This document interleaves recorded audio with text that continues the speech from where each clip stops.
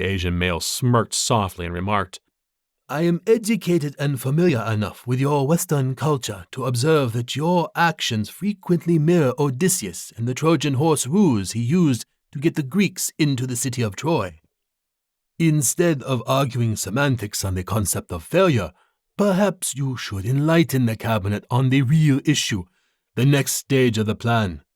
These plans within plans are becoming tedious as well as expensive. Our approach of controlling entire populations of a region or country in our other conquests has proven quite successful.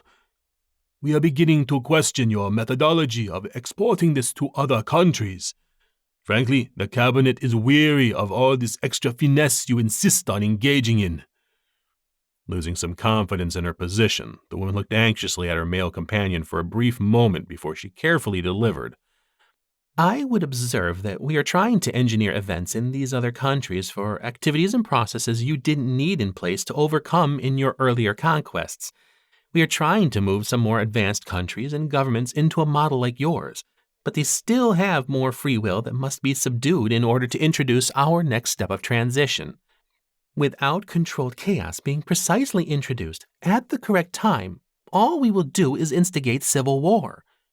You claimed that you wanted the social infrastructure to remain intact. You indicated that food production was a high-value item in these targeted countries and is a necessity to supplement your current shortfall.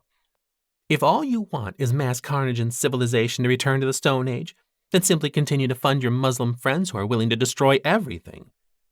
It was now the turn of the silent man next to her to shoot an alarmed stare at his female counterpart because of her bold statement. The panicked look on his face was almost making her nervous.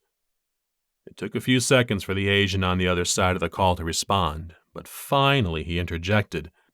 We can see that you still retain that useless Western female tendency of throwing a temper tantrum when she doesn't have her views totally embraced by the other party. She swallowed hard